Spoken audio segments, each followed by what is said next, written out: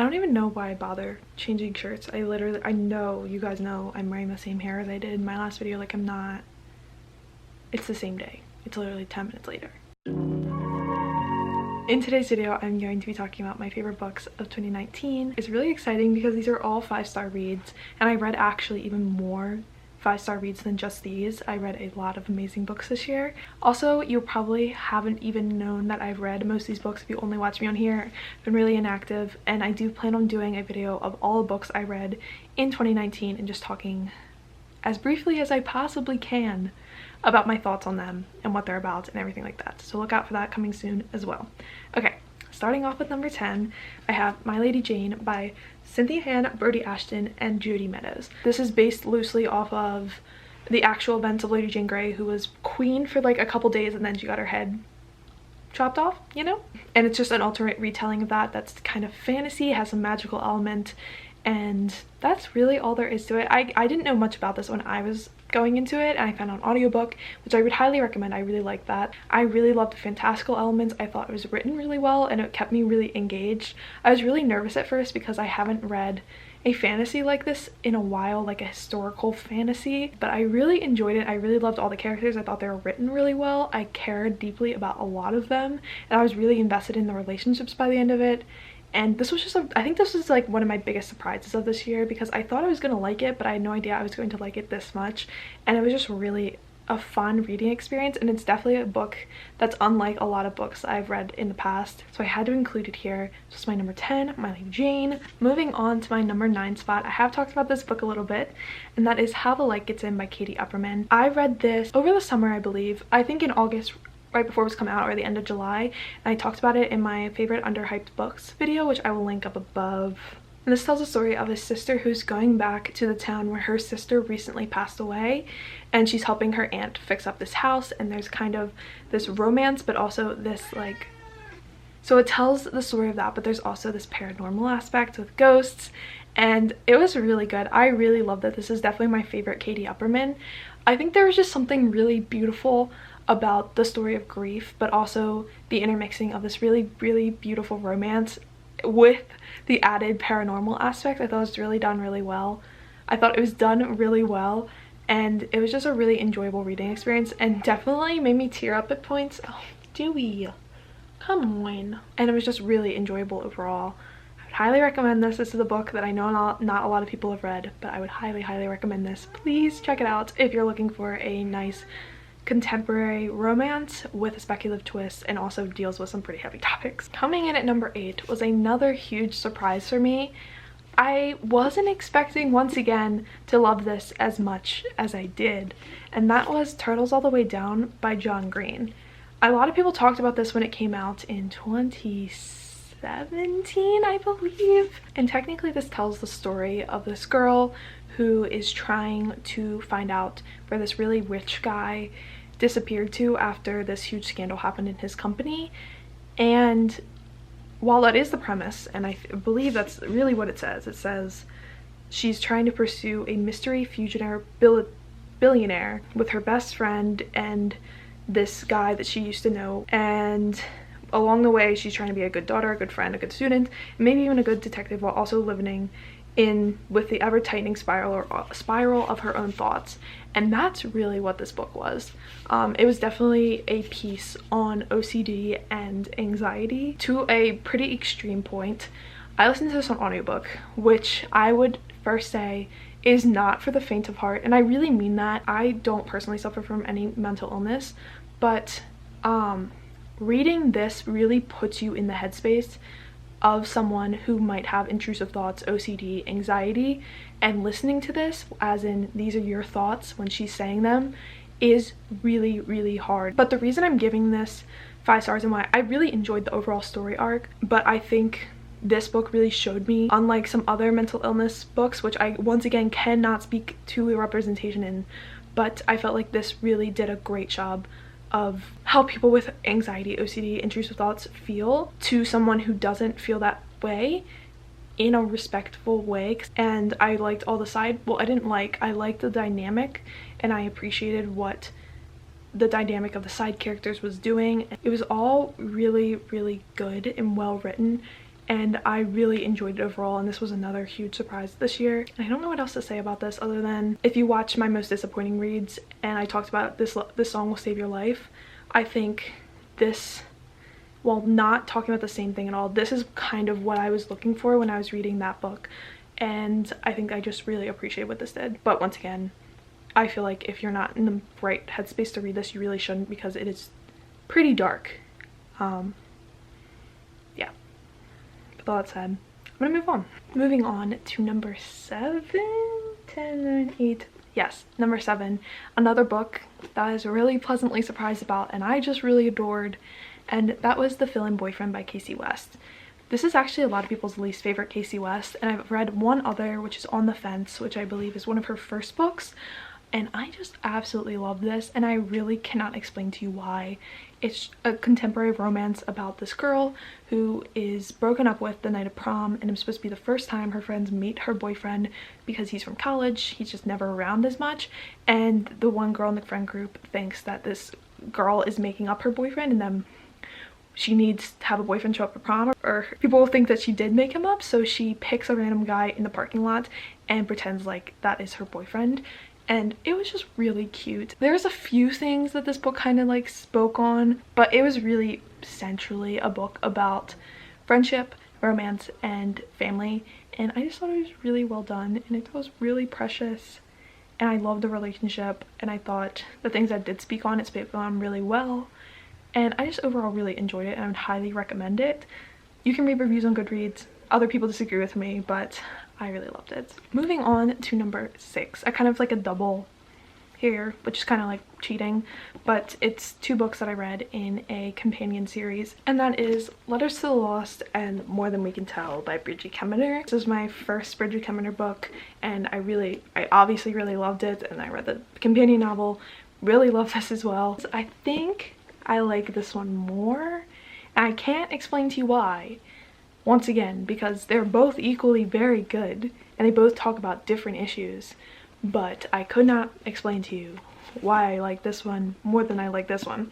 But if you don't know what they're about, it's about this girl named Juliet who's writing letters to her mother in a graveyard. She leaves the letters on the gravestone, and one day she gets a response from a boy, and they start writing back and forth sort of, and they become sort of like a pen pal situation. I think what this book does really well, and why I enjoyed it, is that we know who the boy is because it's told in dual perspectives, but she doesn't know, and I really loved it. I thought it was beautifully done. Bridget Kemmerer's writing and contemporary stories are really amazing. And then this tells the story of one of the side characters in the first book, and it's his story. He's been adopted, so it tells that a little bit of that story, and it's also just the story about him meeting this girl in a church, and kind of just like that situation. Also really well written, and I know I spoke to it before, but these books take place in my hometown, so that is always just like an extra connection I have to these books, and I really cherish them for that. Bridget Kemmerer is one of my new favorite authors. I've read 3 of her books this year, and I absolutely adored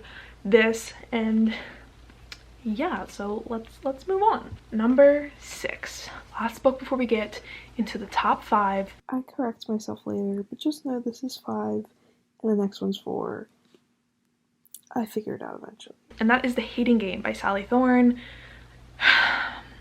Adult romance, still not in the genre, don't know anything about it, but I read this book this year and I really liked it. This is basically the story of these 2 executive assistants, and they work for this publishing company that got merged, and the 2 companies that merged were like really different. Like one was like super corporate and the other's like artsy and like fun, and they merged together, and they have dual CEOs.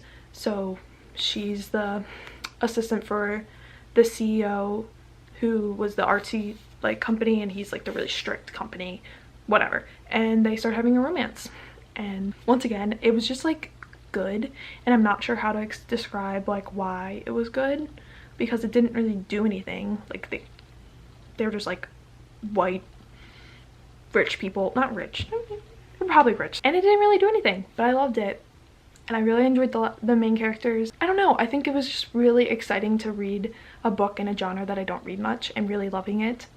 And then now I can know like, okay, this genre is still really out of my comfort zone and I don't know anything about it, but I'm interested and continuing to read more adult romance. So yeah.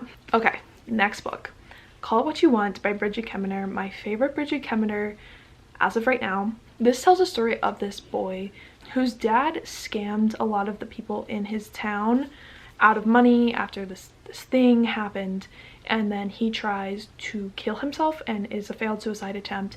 And it tells a story of him going through that, but also trying to find a way to give back to the community that his father stole from. So it's kind of like a Robin Hood story. It's a lot of ambiguous sort of dealings in the story, but I really, really love this book, and I wish I could tell you more about it, but I'm honestly struggling right now. There's a romance. It's kind of the central plot. I mean, all of these I feel like are romance stories first, and then it deals with all of the other issues, especially since this is a dual perspective. It's also the story of Megan, and she is an overachiever who had something really bad happen last year, and now she's kind of has a bad reputation, and her sister is also pregnant, and she was like the star student. And Robin Hood, the guy, and Megan, the main girl, are paired together for a calculus project, and they have to work together. And they're both kind of like, obviously no one likes Rob because his dad's an asshole, and then Megan did something bad too, and it's just like this whole thing.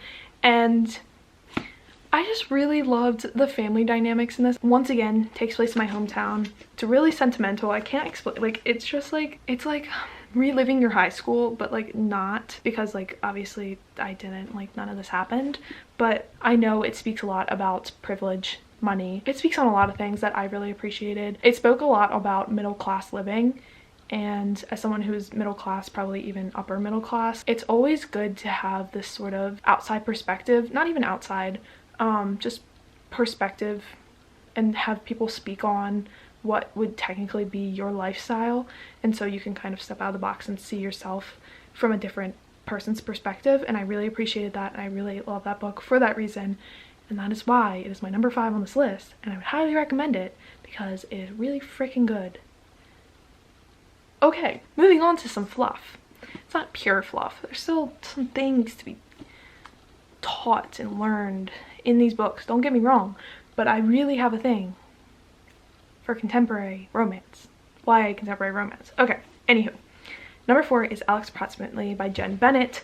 Jen Bennett, another author that I read from and loved last year. Her Starry Eyes last year was my favorite book of the year.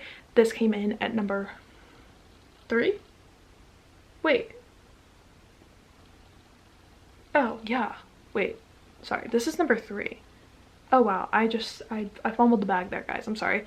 This is number 3. Call What You Want was number 4. Hating Game was number 5. Okay. Anywho, kind of a mess right now. Alright, Alex Approximately tells the story of this girl who meets this guy in a chat room about movies, and she is moving to this new town, but she doesn't tell the guy, so it's this whole thing. I really love this. Once again, I love Jen Bennett's writing. I love what she does with her stories. They're always super sex positive. They also have just really great relationships and really healthy relationships that still have a problem or like things to be discussed in her books, but they're all still really good and healthy and really well done. And I just absolutely loved this book so much. I almost think I kind of like it more than Starry Eyes, which is weird because I still have 2 more books to talk about this year that I liked more than my favorite book of last year. Tea. Anyway, I really love this book. I don't know what else to say about it. The main characters were lovely. The dynamic between main character Bailey and her dad. There's like a divorce plot line. It's really well done.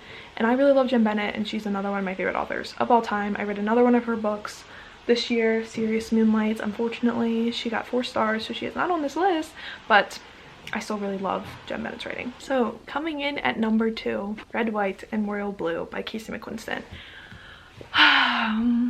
This book was just so pure goodness. This tells a story of the president's son and the Prince of England falling in love in an alternate 2016 election world. It was just so precious, and I just loved it a lot. But I think the thing that got me the most was that, yes, this is a beautifully written story and it tells a beautiful romance, and I really adored it, but the alternate reality was something that was just really good and really cathartic to read. That's so sad. It was just like really nice to read about this family that everyone loves and like all of this good stuff. And I felt a lot of the characters in this book, the lines in this book made me laugh out loud, which is something that is so hard to do in books. I don't laugh and I don't cry. This book did both. I absolutely loved every single aspect. I think there's just something to be said about how much I love the family dynamic and having like kids in the White House or like people my age, and just knowing that this is told in the future, or at least it was written in the future. Now we're currently living in the timeline in which it takes place. We're graduating college and doing all the things that I'm going to be doing in the next couple of months was just really special. And I just like the idea that this could have happened and it lives in this like future time period. Like something about that was really good. The only reason that I didn't like this is that I originally started reading on ebook because I got an ARC through NetGalley, and it was so hard to read. Like it takes some getting used to the third person like perspective it does. I don't even know, it's not like a normal third person. It's like, I don't even know, it's just like written kind of weird and you have to get used to it. So that took some time, but I ended up really obviously loving it. That's why it's my number 2. Ugh, I want to reread this. Okay, if you saw my most disappointing worst books of the year, you'll know that The Cruel Prince was on there. In fact, it was my most disappointing book of the year.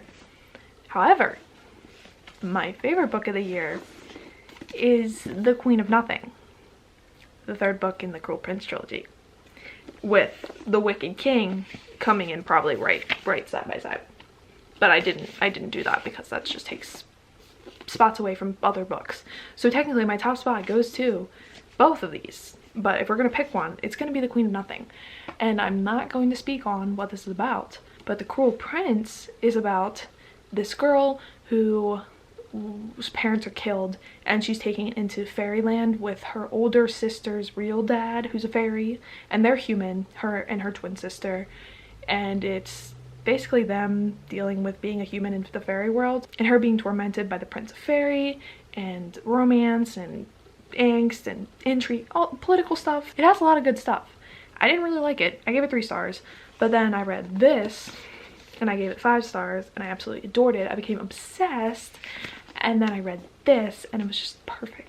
The perfect ending. I have a whole vlog of me reading it. You can go watch me. Spoilers. I'm not going to spoil anything for it in here, but just know that it's my favorite book of the year, and I loved it. Okay guys, that was entirely too long. It was probably all over the place. Hopefully editing Sammy can get that shit together, okay? But thank you guys so much for watching. I hope you enjoyed this video. Let me know if you've read any of these books, your thoughts, your opinions. I'd love to hear them. And yeah, thank you guys so much for watching. I hope you have a great day. Bye.